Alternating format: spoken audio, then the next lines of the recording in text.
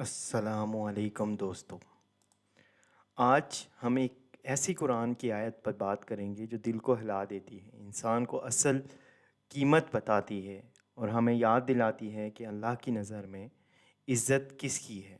اللہ تعالیٰ فرماتے ہیں بسم اللہ الرحمن الرحیم، اے لوگو، ہم نے تمہیں ایک مرد اور ایک عورت سے پیدا کیا اور تمہیں قوموں اور قبیلوں میں تقسیم کیا تاکہ تم ایک دوسرے کو پہچانو۔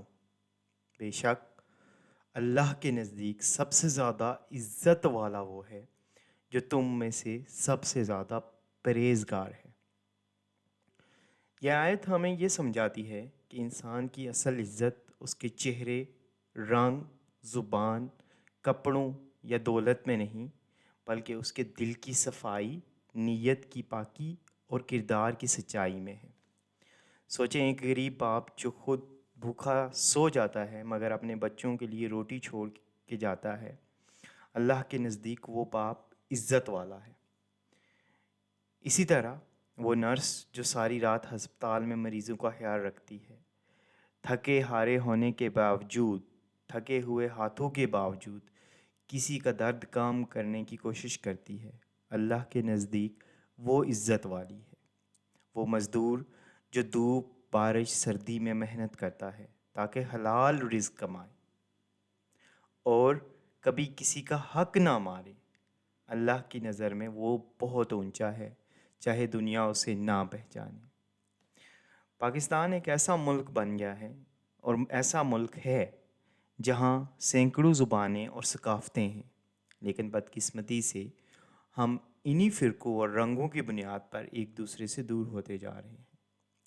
کبھی لسانیت، کبھی فرقہ واریت، کبھی صوبائیت، یہ سب ہمارے دلوں میں دیواریں کھڑی کر دیتی ہیں۔ لیکن اگر ہم اس آیت کو دل سے سنبھال لیں تو ہمیں احساس ہوگا کہ اصل فرق ہمارے لہجوں یا ناموں میں نہیں، بلکہ ہماری نیکی، ہمارے کردار اور ہمارے انصاف میں ہے۔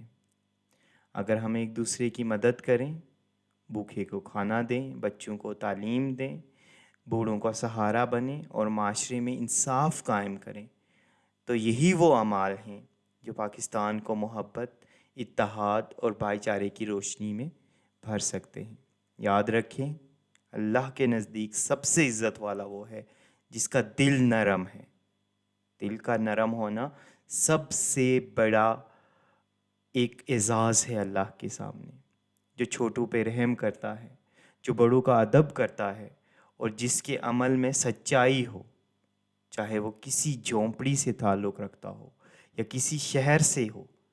عزت کردار سے ملتی ہے، مقام سے نہیں، اور یہی پیغام آج ہمارے معاشرے کے لیے سب سے زیادہ ضروری ہے۔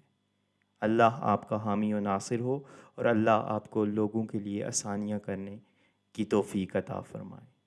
السلام علیکم ورحمۃ اللہ وبرکاتہ۔